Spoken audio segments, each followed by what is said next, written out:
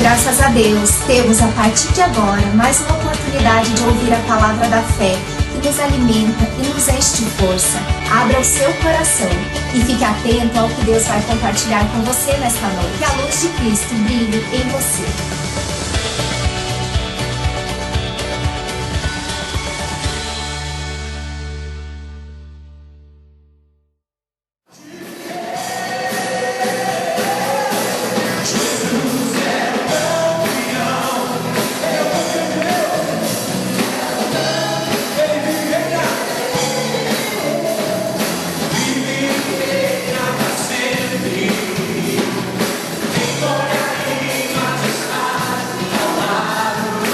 Mais ou menos 19 anos, quando nós tivemos a oportunidade de nos conhecer. Glória a Deus. E ele é pastor, então, do Ministério e Igreja Glória de Cristo, que fica ali no Tabuleiro dos Martins, na Duval de Góes Monteiro. E nós temos, então, essa igreja tem uma aliança muito estreita com ele, com a igreja dele, que na verdade que ele está à frente, porque todos, irmãos, são agências do Senhor. Nós participamos do reino de Deus. Amém, queridos? E nós então temos essa oportunidade de estarmos juntos. Hoje à noite ele vai então ministrar a palavra do Senhor. E eu quero dizer para meu irmão Valdec, pastor Valdec, tenha total liberdade, porque o Espírito Santo é quem preside essa igreja. Para nós então é uma oportunidade, eu lhe passo a palavra nesse instante. Seja muito bem-vindo.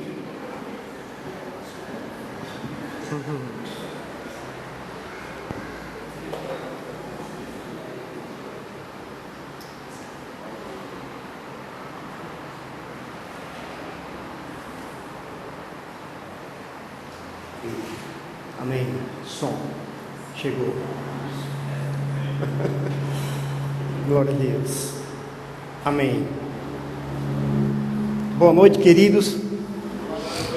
A graça e a paz. Quem está bem aí? Glória a Deus. Tem gente conhecida por aqui, rapaz. Eliseu estava falando pela manhã que a nossa igreja lá é uma extensão daqui. Agora sou eu que estou falando, né? Aqui é uma extensão. Eu só estou saindo de um ambiente para o outro, né? Só porque é distante um pouco, mas é a mesma igreja. Estamos no mesmo local. E eu me sinto em casa realmente, né? Tendo essa liberdade, esse conhecimento que temos, essa amizade durante muito tempo. A Bíblia diz que há amigos mais chegados que irmão. Olha um aí. É desse jeito aí, é muita caminhada, é muita coisa que Deus tem feito assim durante essa união, né? Irmãos, é porque palavras não podem expressar o que a gente sente, o que a gente vive. Elas são deficientes para isso, né? Mas o amor que eu tenho por Eliseu, assim, irmãos, é uma coisa para você ter só uma ideia, assim, uma ideia de longe, né? Entre Jonathan e Davi, é mais ou menos por ali, tá certo? Então, é um irmão de coração. Teve uma época em que Eliseu foi assim para a minha vida, não como irmão, mas como um pai. É uma época em que eu precisei muito. Deus colocou ele junto de mim e assim foi uma bênção. E até hoje tem sido. E que essa aliança ela perdure segundo o coração de Deus, até a vontade de Deus se cumprir aqui na terra, em todos os propósitos que Ele tem para as nossas vidas. Amém? Glória a Deus. Mas queridos, com muita alegria, eu posso sair daqui, não posso? É com muita alegria, porque está dando um eco aqui atrás. É com muita alegria, irmão, que eu estou aqui, muita liberdade, né? A Bíblia diz que onde está o Espírito do Senhor, aí há liberdade. E o Espírito de Deus está se movendo aqui no nosso meio. Eu vejo que você tem um celeiro de talentos e dons aqui, Eliseu. Isso aqui é um celeiro, sabe? De homens e mulheres que tem muito que dar para Deus, muito. E eu espero que nesta noite eu possa contribuir para despertar você.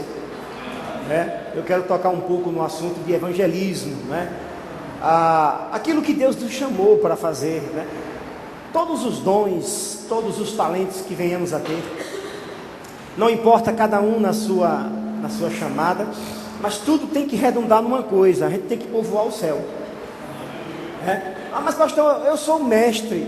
Mas você já imaginou se ganhássemos almas e não tivesse quem cuidasse dela? Se não tivessem os pastores para sustentar essas almas no reino? Então, irmão, todos os dons, todos os talentos, tudo que você tem de habilidades diante do Senhor, no fim tem um propósito.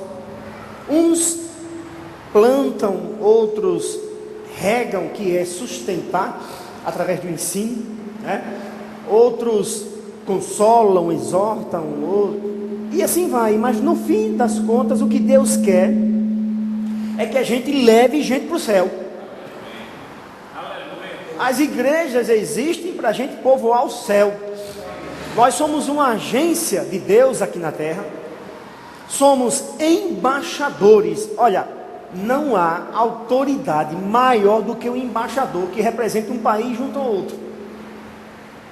O embaixador é a autoridade máxima de uma nação junto a outra. Você dá para imaginar isso? Ele tem plenos poderes. Ele representa uma nação, não uma pessoa. Nós representamos o céu. Nós representamos o céu.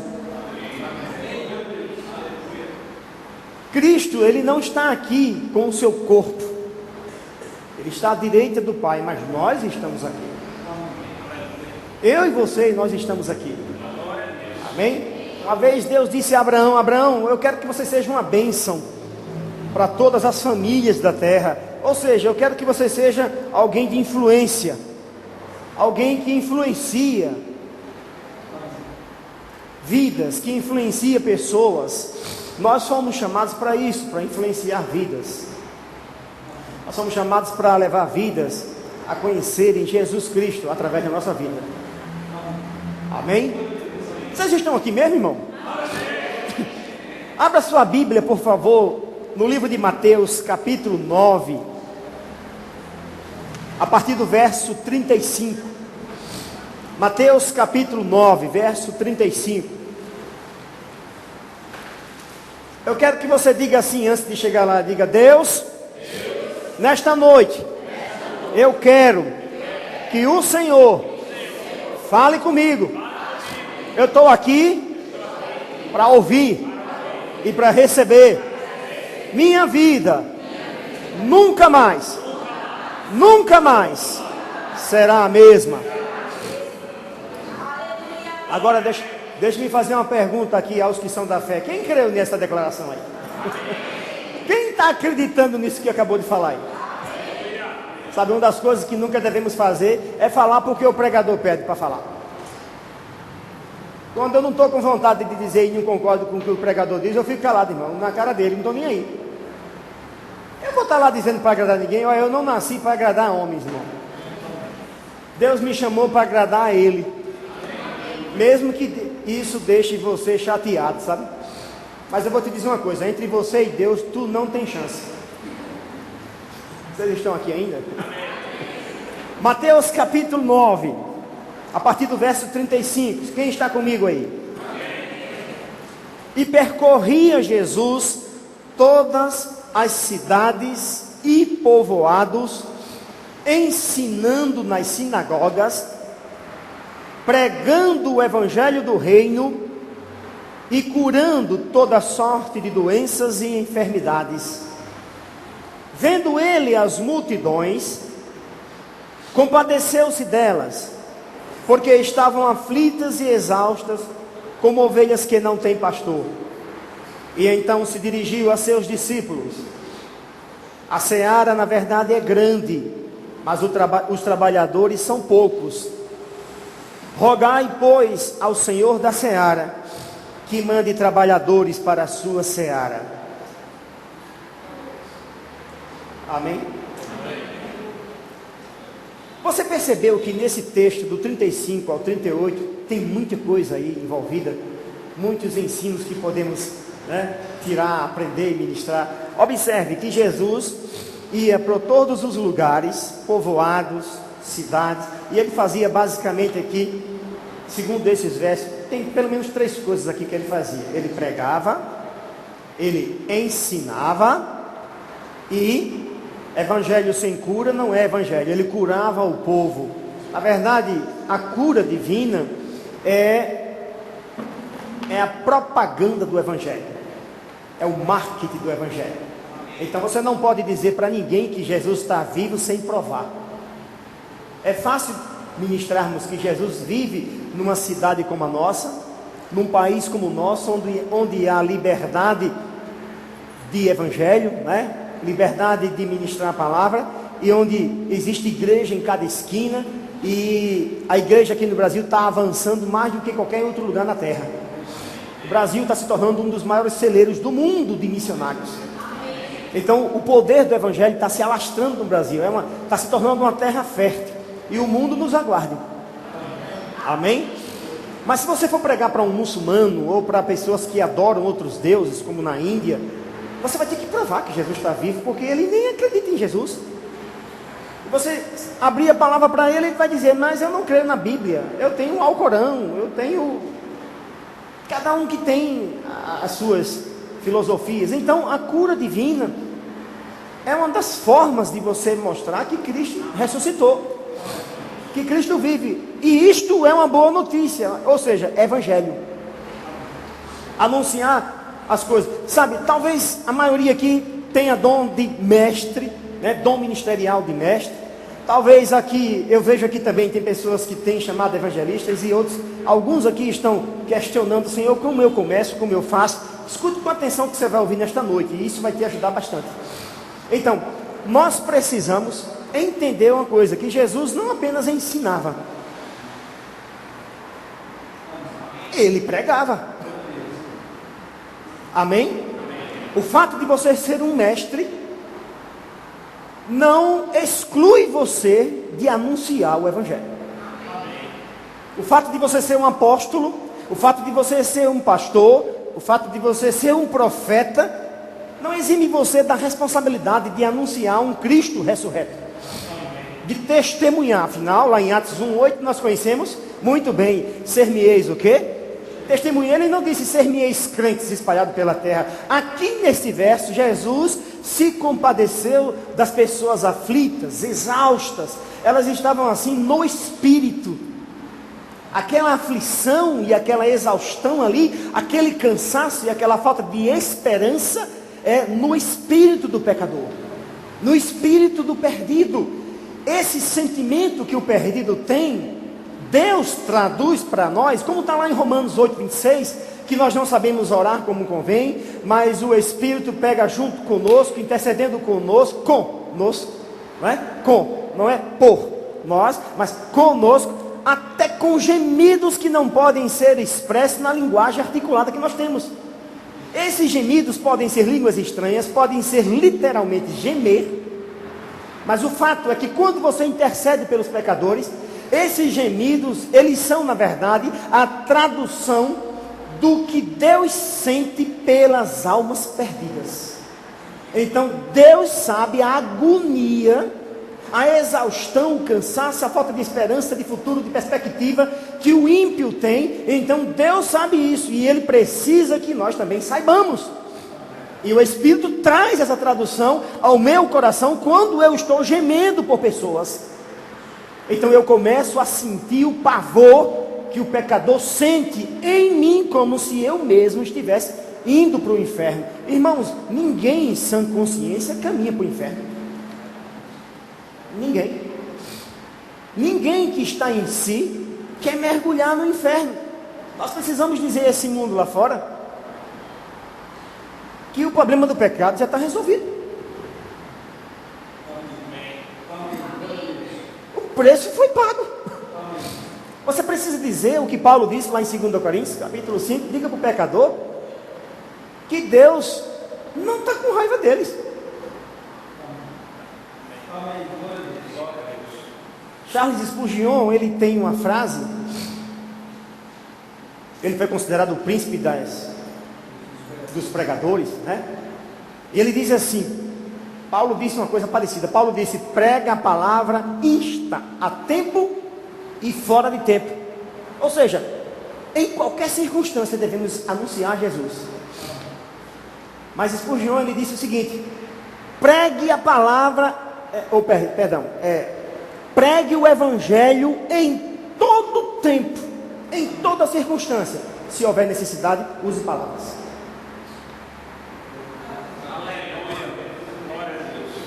Então, como é que nós pregamos o Evangelho? Com a vida, com testemunho de vida. Irmãos, nós temos que andar nessa terra de uma forma tal que só as pessoas olharem para nós, elas digam assim: você deve ter alguma coisa para mim, que eu estou vendo que você é diferente. A gente falaria muito menos se vivêssemos muito mais. Então o poder do Evangelho está na transformação que ele conseguiu realizar em você. À medida que somos e deixamos, não é que somos, nós não somos mais religiosos para dizer: Deus me dê alegria, Deus me dê amor, Deus me mude, Deus faça isso, Deus faça aquilo. Não, essa responsabilidade é nossa. Nós é que devemos nos transformar. E sabe, Deus está interessado nessa transformação, mas às vezes a gente não deixa. Às vezes nós não permitimos que Deus nos transforme. Nós dizemos tantas coisas a Deus, mas parece que muitas delas são da boca para fora. Devemos falar com Deus com seriedade, porque Ele é um Deus de palavra. Aquilo que a gente vai falar com o Senhor precisa medir, não é verdade? E nós temos desejo, não? A chama do Evangelho, ela não consiste apenas em ministrarmos uns aos outros. Não, nós temos que levar essa... Eliseu, desde que eu cheguei aqui, você tem um celeiro aqui, você tem ferramentas aqui, você tem homens e mulheres poderosos aqui nessa igreja, irmão. Eu sei o que eu estou falando, irmão, eu estou falando pelo Espírito. O dom está aqui, fluindo aqui, eu estou vendo você, eu identifiquei até algumas pessoas aqui, irmão. Você tem gente boa aqui, eu vou botar você para fora, irmão, você vai para a rua. Não me entenda mal, irmão. Você vai pregar o Evangelho. Solta as pedras, irmão. Então, Jesus pregava, Jesus ensinava, Jesus curava, e depois ele disse: vocês têm que orar para pedir gente para trabalhar. Interessante é que a palavra seara aí, a seara, irmão, não é uma plantação, já é uma terra plantada. A seara é uma terra que já foi semeada. Em outras palavras, a palavra grega mais cabível aí no lugar da palavra seara seria colheita. Rogai ao Senhor da colheita que mande trabalhadores para a colheita.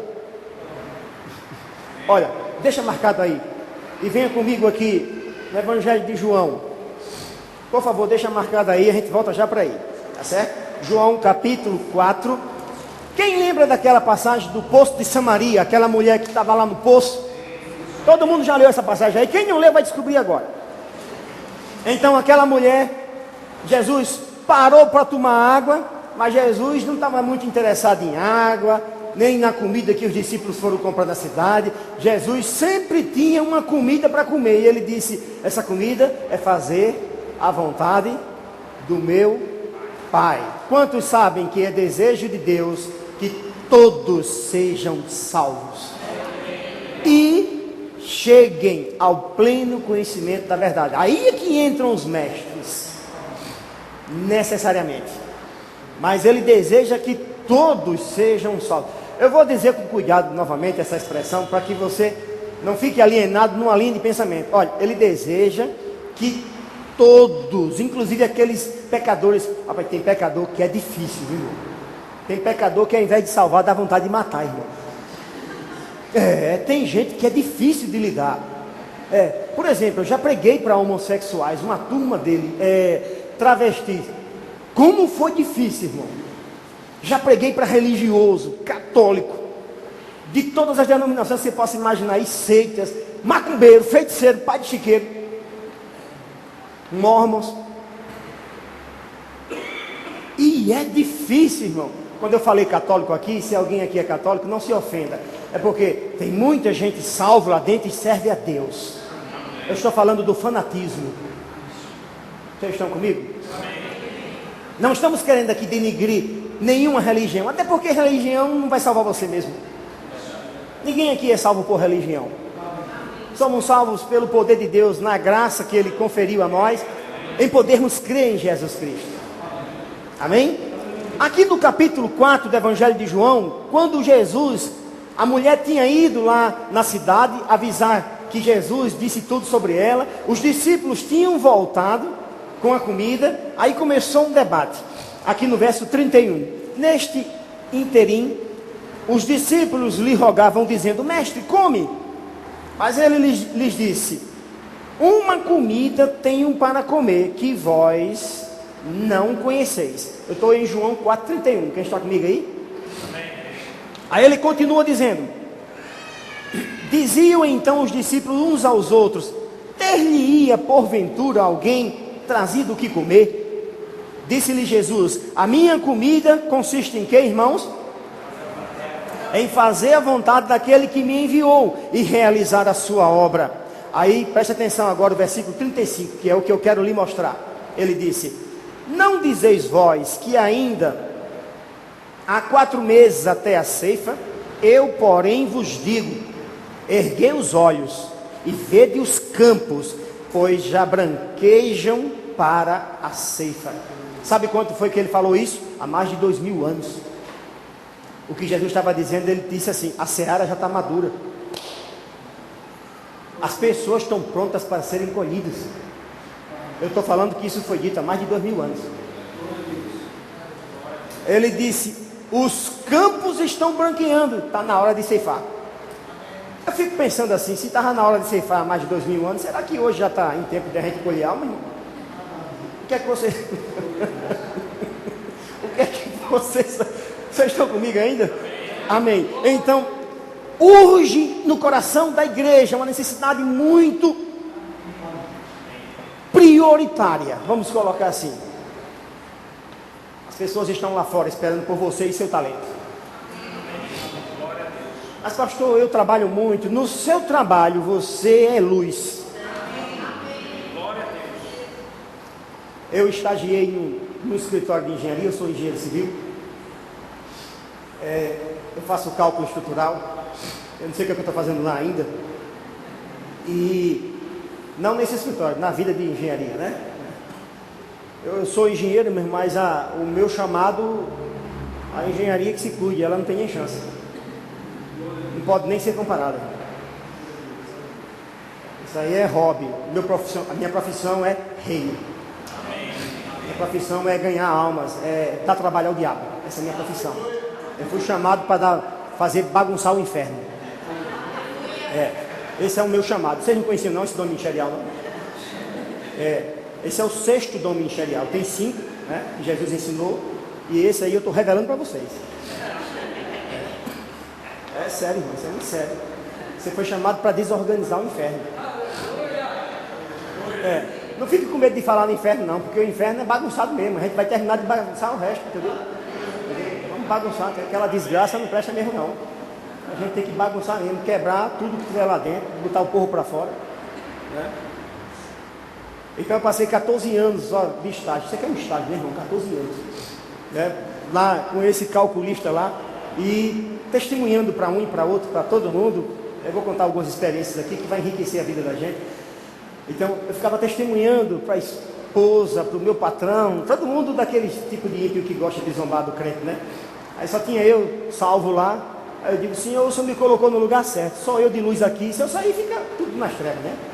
Se Deus me tirasse de lá, ia apodrecer tudo. Aí enquanto eu estava lá, Jesus estava na boca, né? Era cálculo estrutural aqui e Jesus com a direita aqui, entendeu?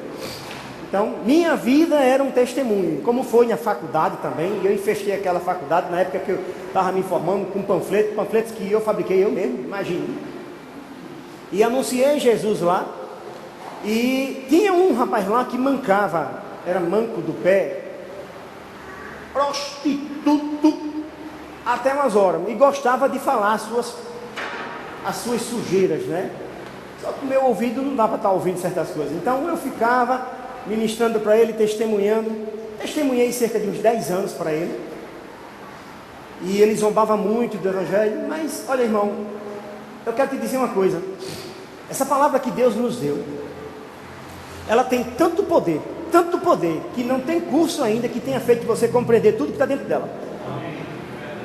Não ache que compreender o poder que está inerente a essa palavra, que você não entende, irmão. Essa palavra tem um poder que está além dessas paredes, está além da nossa alma, além da nossa mente. Irmãos, Não há nada que você conheça nesse universo mais poderoso do que essa palavra.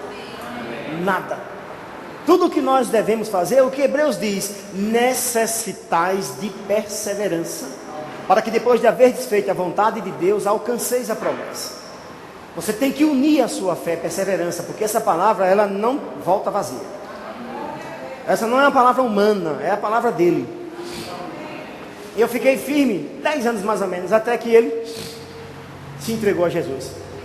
Agora o camarada que zombava de mim estava lá, chorando, pedindo minha ajuda, conselho e tudo. E como o mundo dá volta, né, rapaz? Agora temos 2 lá dentro, né? Não era mais um, a luz estava aumentando, chegou mais sal, né? E a esposa do meu patrão, ela mexia com outras coisas. E um dia ela disse para mim: olha, essa história de que Jesus ressuscitou, isso é conto da carochinha. Eu já li a Bíblia de capa a capa, e Jesus não ressuscitou, ele teve uma doença que faz parecer que está morto. E ela explicou lá os termos médicos, e falou a esposa do meu patrão, isso na frente dele, na frente de todos que estavam lá. E quando ela terminou assim, eu peguei minha Bíblia. Normalmente os engenheiros têm uma régua na mesa, eu tinha uma Bíblia, né? Então eu peguei minha Bíblia assim e disse: está aqui. Estava ela no birô com o meu chefe. Eu não sei onde é que eu fui arrumar aquela ideia, sabe? Mas espírito de ousadia foi o que Deus nos deu. Aí eu coloquei assim a Bíblia em cima do birô onde ela estava, e ela em pé e o patrão sentado. Eu disse: está aí, a senhora pode abrir aí. A senhora disse que leu de capa a capa, só esqueceu de ler o interno, né? Aí, me prove aí que Jesus não ressuscitou, que eu deixo de ser crente agora. E não tem mais, vou servir ao seu marido pro resto da vida de graça. Eu não sei onde arrumei aquilo, mas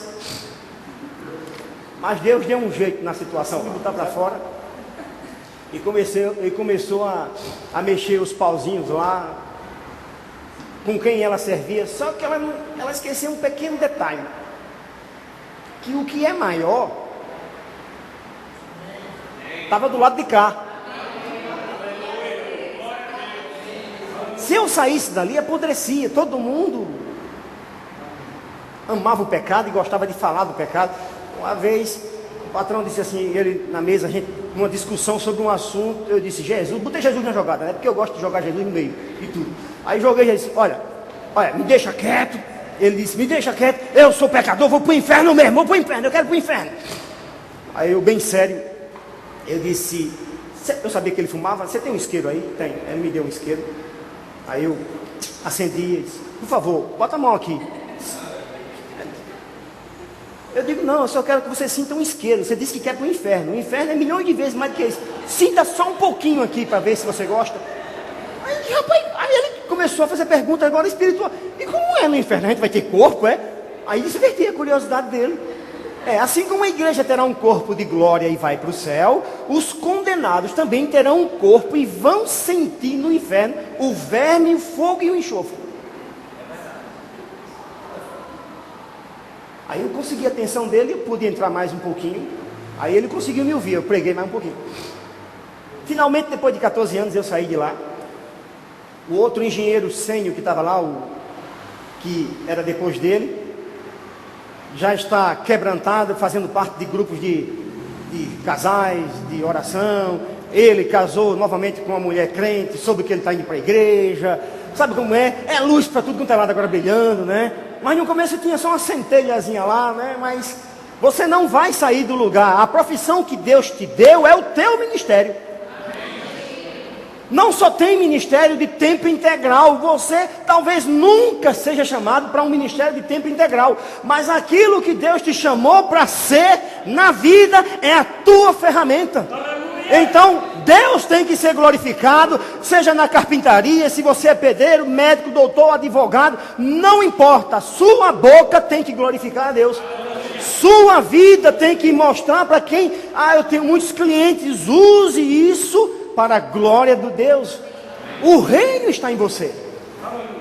O reino está em você. Então, é isso, o nosso ministério não é apenas aqui de púlpito. Não é apenas dentro dessas paredes. Talvez você diga assim: eu não tenho essa habilidade de chegar lá fora e abordar uma pessoa e começar. Às vezes eu fico acanhado. Olha, crente não é acanhado, crente é sem vergonha. deixa eu te explicar direitinho, viu, irmão? Isso é um crente não tem vergonha. Vocês estão entendendo? Ele tem princípios morais, mas ele não tem acanhamento. A Bíblia diz que os tímidos não vão herdar o reino de Deus. Isso é muito sério. Olha, irmão, se você disser para uma pessoa, Jesus te ama, você pode estar fazendo a maior coisa que seja suficiente para ela se quebrantar. Tem sido assim nas nossas vidas. Quando eu comecei no meu chamado, eu não sabia que tinha chamado ainda na época, eu simplesmente, irmão, saía. Os dons de cura, eu descobri que eles estavam operando nas favelas. Eu não fiquei esperando pela igreja, porque algo dentro de mim queimava. Quando nós lemos a palavra de Deus, a gente vê a urgência. Jesus disse, vamos orar para que Deus mande trabalhadores. Eu fico impressionado que Deus não disse, Jesus não disse, vamos orar para que Ele mande mais membros ou crentes. Ele disse, trabalhadores. Essa palavra lá é ergates, do grego, transliterado para o português, ergates, que é uma palavra proveniente de ergon, que significa trabalho ou ação.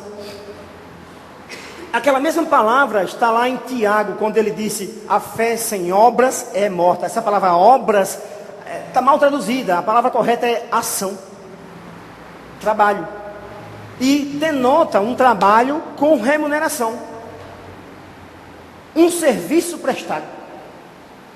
Como engenheiro, a gente tem uma pequena construtora e a gente pega e terceiriza serviço, e nessa terceirização a gente vê todo tipo de profissional.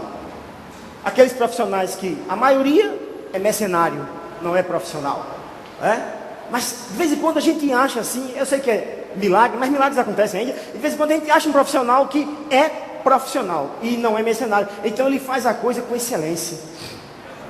Como essa apresentação de vocês aqui, como esse púlpito, tudo aqui tem excelência.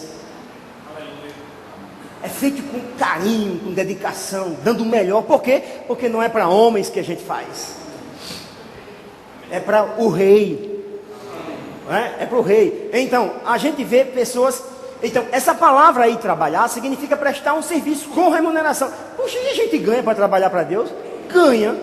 A gente ganha proteção. Ou você tem duas. Olha, eu sempre digo que há duas maneiras de se viver na terra. Só duas, pastor? Só existem duas. Duas formas. Né? Vocês estão com, como o pastor Bandi dizia, vocês estão com a cara de que vaca diante de porteira nova. A vaca chega assim diante da porteira assim e diz, rapaz, esse negócio aqui não estava aqui não. Com aquela cirmada assim, sabe? Duas maneiras de se viver, irmãos. Uma é você cuidando da sua vida. E a outra é Deus cuidando. Só existem essas duas maneiras de se viver. É Deus cuidando da sua vida. Então nós ganhamos proteção, nós ganhamos saúde divina, nós ganhamos uma mente inteligente, uma alma liberta, sossegada, tranquila. Nós ganhamos maturidade, nós ganhamos sabedoria, que está além da sabedoria desse século.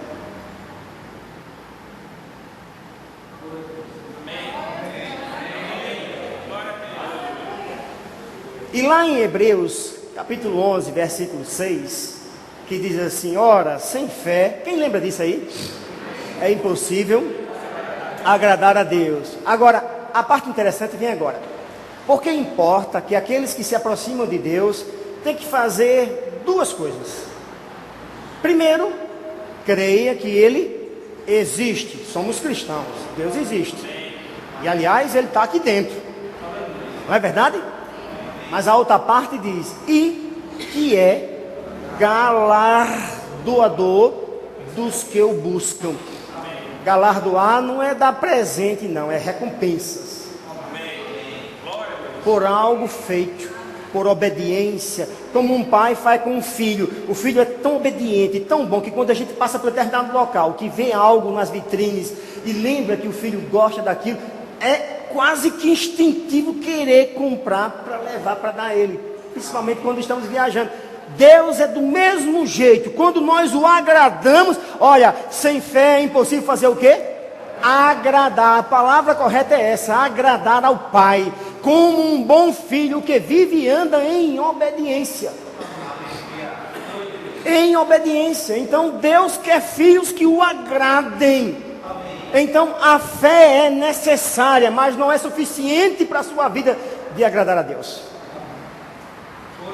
Existem coisas que devem ser agregadas à sua fé. Está lá em 2 Pedro, depois a gente toca nesse assunto outro dia. Mas nós precisamos entender que o que nós fazemos para Deus. Quando você testemunha sobre Jesus a alguém, você está fazendo isso por amor a Deus. Porque você ama Deus. Não, você ama a obra de Deus, mas não é por causa da obra, é por causa do dono da obra. É porque nós amamos o Pai Eterno. O Antigo Testamento tinha perguntado a Jesus qual é o grande mandamento. Ele disse, olha, amarás pois ao Senhor teu Deus com toda a tua força, corpo, com todo o teu entendimento, alma, e com todo o teu coração, espírito. E o segundo semelhante a este é, amarás ao teu próximo como a ti mesmo. Você prestou atenção? Volta lá para Mateus capítulo 9. Você prestou atenção o que aconteceu com o coração de Jesus aqui, diante da multidão? Qual foi o sentimento que passou em Cristo, irmãos? Aqui no capítulo 9, no versículo 36, a Bíblia diz assim: vendo ele as multidões, compadeceu-se delas. Você pode estudar o Novo Testamento, os 4 evangelhos, diversas vezes. Faça uma pesquisa minuciosa e você vai perceber que todas as vezes que aparece essa palavra compaixão, um milagre acontece. Algo poderoso vem em seguida. Então, o que é a força motriz dos milagres que nós precisamos operar lá fora? Compaixão, que é um resultado do amor que temos pelas vidas. Se eu não amar as pessoas, não vou me interessar por elas. Eu não estarei interessado nos seus problemas, afinal eu tenho os meus, e já são pesados, já são difíceis. O que eu tenho visto nesses séculos é crentes e mais crentes e mais crentes, orando e vivendo para si. Eu tenho que trabalhar, eu tenho que sustentar minha família. Olha, deixa eu te corrigir só aí em nome de Jesus Cristo. Tua família cresceu. A tua família não é aquela que está em casa não, mas não. Ó. Sua família como está grande. E aquela lá do tabuleiro de onde eu vim, ó. Uma vez Jesus pregando, aí chegaram: Senhor, Senhor, a tua mãe está lá fora, está te chamando. Eu disse: minha mãe? Os teus irmãos estão te chamando. Meus irmãos? Aí ele olhou para quem ele estava ministrando e disse: eis aqui minha mãe e meus irmãos, porque todo aquele que fizer vontade de meu Pai, este é minha mãe, meu irmão e minha irmã. Sua família cresceu. Os centros das suas orações, elas têm que ser redirecionadas. Suas orações precisam ser redirecionadas. Seus esforços aqui na terra precisam ser redirecionados. Você não está mais só, ninguém vive para si. Fomos chamados para ganhar almas. Fomos chamados para sustentá-las, pastoreá-las, mas fomos chamados, tudo que venhamos a fazer, qualquer que seja o dom ministerial que Deus colocou, o dom de socorro, ou os dons de auxílio, todos os dons que auxiliam, os 5 dons ministeriais, o que Deus te chamou para fazer, no final você vai ver que está envolvido em salvação de vidas. Sem salvação de vidas, tudo o que fizermos aqui não tem propósito. Perde o propósito. Nós precisamos ir buscar o pecador onde ele está. Ah, mas eu tenho muita gente pecador no meu trabalho. É lá que Deus quer que você pesque. É medicando, construindo, advogando, não importa. Lá você é testemunha. Aonde você está, com as ferramentas que você tem, com os talentos que você tem, seja testemunha. Testifique, diga que Jesus ama as pessoas. Fale para ela: olha, eu tenho andado por aí, eu tenho ministrado a palavra, pregado na rua, pregado nas cruzadas, e eu tenho visto só uma coisa, um só sentimento: o povo está querendo Deus. As pessoas querem Deus. Elas estão prontas, como o mestre falou. Olhai os campos, eles estão brancos, prontos para a colheita. As coisas mais impossíveis de acreditar, irmão, estão acontecendo aí fora. As coisas mais impossíveis. Teve eu não sei precisar o ano, se foi 97, 98. Eu estava orando e o Senhor disse para mim: hoje você não vai trabalhar, você vai ministrar em tal lugar. Eu tinha um trabalho que era uma creche. Eu trabalhava lá, eu ministrava lá. Eu não sei se o Marinho chegou algum dia a visitar lá. Chegou, Isabel? Aquela creche lá no Denilma Bulhões. Toda segunda-feira a gente ia lá. Aí o lugar era meio difícil de trabalhar, porque as pessoas não tinham tanta cultura, a maioria era analfabeto. Então era um ambiente assim de pobreza extrema e de carência extrema nas pessoas. E uma das vezes eu ministrando, e naquele dia eu tinha certeza que aquela mensagem era a mensagem bam, bam, bam. A gente não tem esse sentimento às vezes, né? Puxa, Espírito Santo, às vezes eu chego em casa e digo: Espírito Santo, a gente arrasou hoje, viu? Mas tirando brincadeira com ele, sabe? Porque normalmente quando eu chego em casa eu digo assim: Valdec, rapaz, tu tá ficando cada dia mais parecido com o jumento. Porque ser usado por Deus não é motivo de estar. Deus usou uma jumenta lá de Balaão. A jumenta falou em hebraico e eu nem sei o inglês direito. Então cada vez que Deus nos usa, a gente fica humilhado. A gente tem que se sentir mais parecido com a jumenta.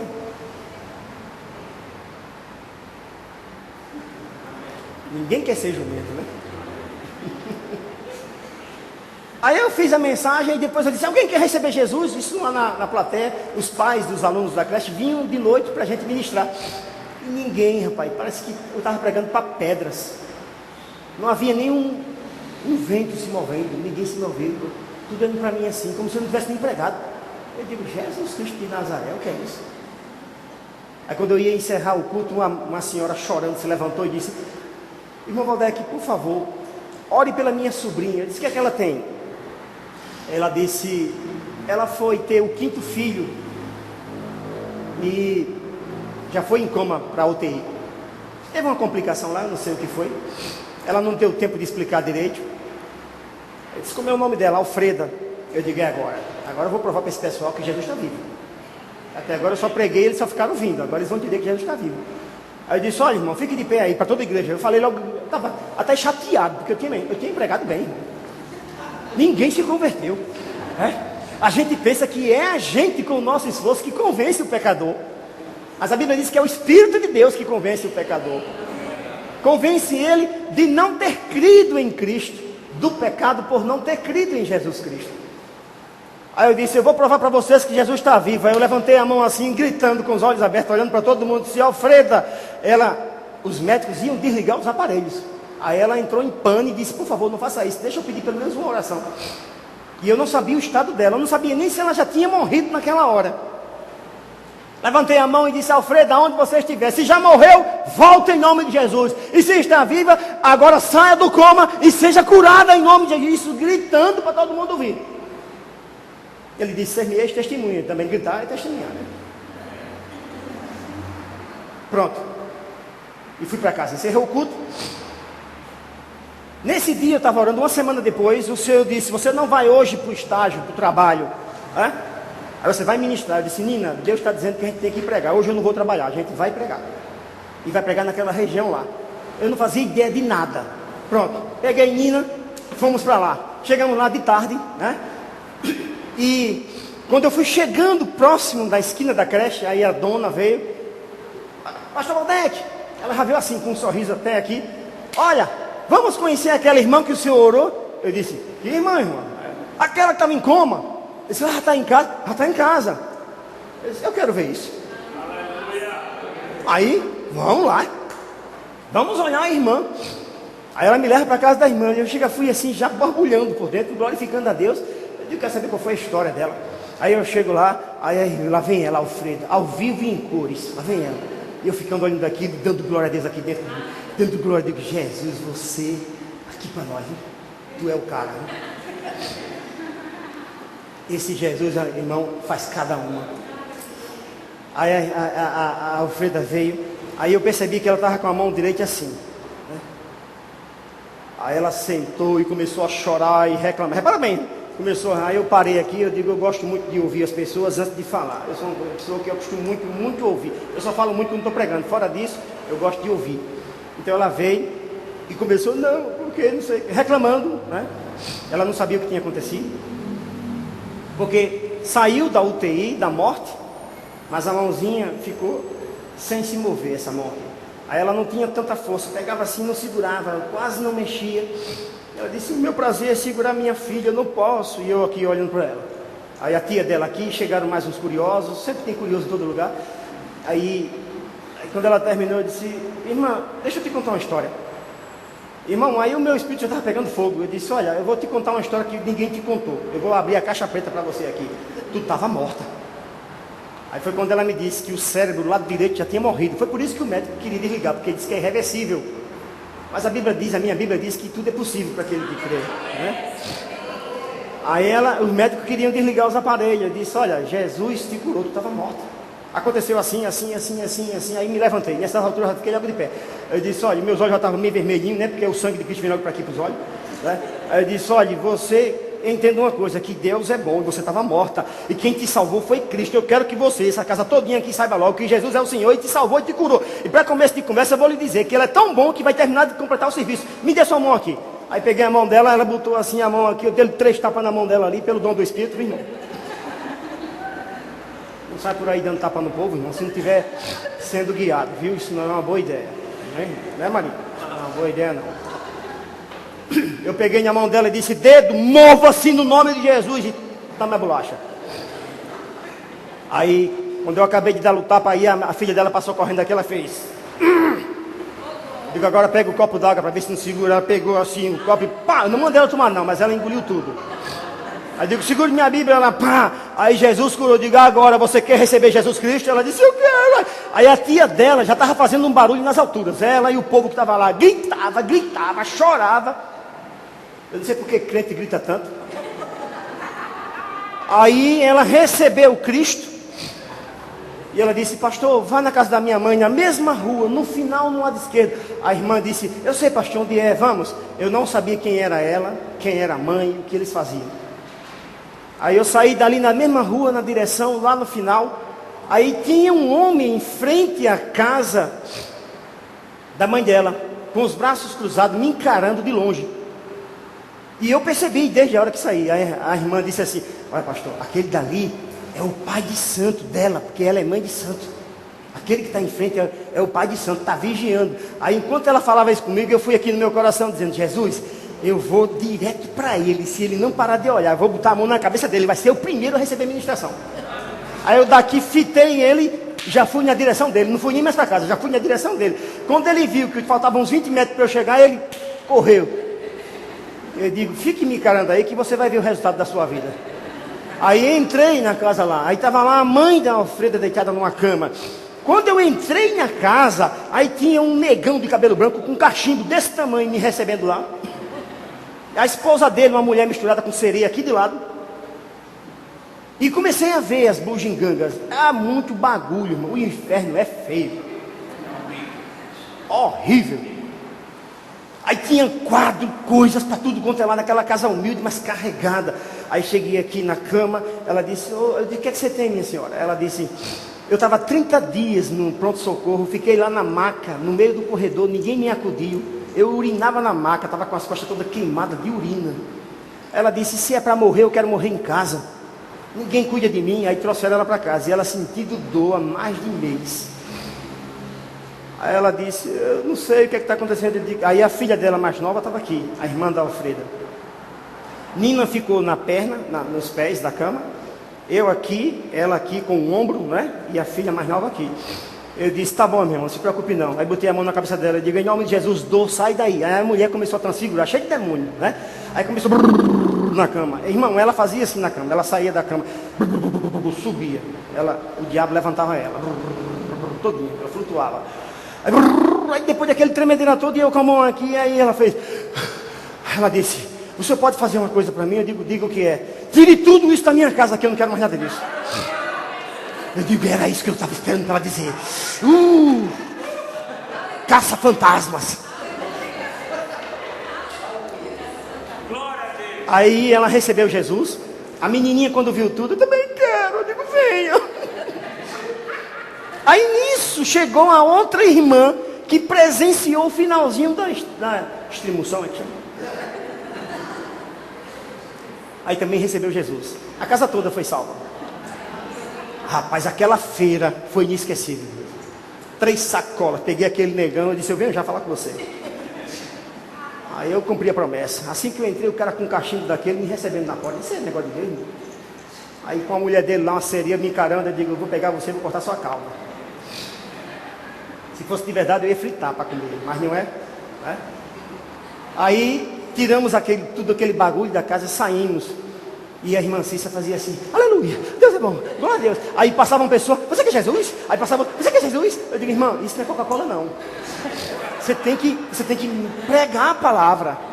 E ela não podia ver ninguém na rua. Quem quer Jesus? Você quer Jesus? Aí e não parava de pular. Era o tempo todo pulando. Você quer Jesus? Eu digo, irmã, tenha calma, se controle. A gente vai. E a gente foi saindo do sítio, que era um ambiente aberto. Aí tinha 2 senhoras de uma certa idade sentadas conversando. Ela chegou, vocês querem Jesus? Eu digo, irmã, como é que ela vai querer Jesus? Talvez ela nem sabe quem é ele. Aí uma delas olhou para mim assim, fez. Aí eu fui atrás. Aí a outra se levantou por causa da primeira, né? E as duas entraram numa casa bem humilde aqui. E eu fui atrás, perseguindo as duas, né?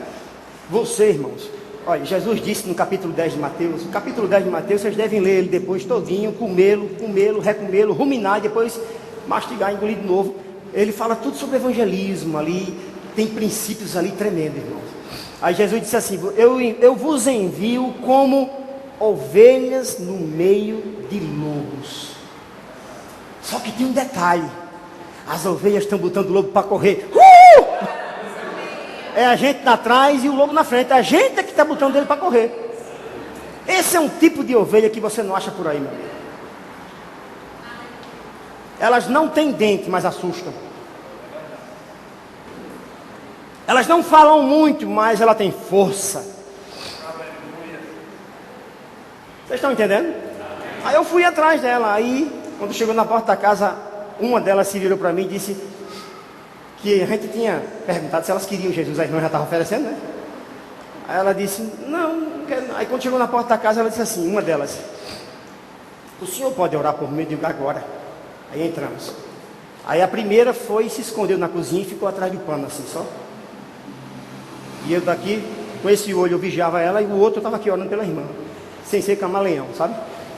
Aí, o que é que a senhora tem? Eu estou com 3 semanas com desinteria. E não para. Eu digo, tá bom. Aí botei a mão na cabeça dela. Irmãos, ainda bem que tinha gente testemunhando ali. Ela começou a tremer de cima a baixo e começou a suar, que molhou o chão, fez uma poça d'água. Isso é uma coisa anormal. Quando ela fez a poça d'água todinha, que ela fez... Ela disse, olhou para mim assim, eu não disse mais nada, ela disse, eu quero Jesus.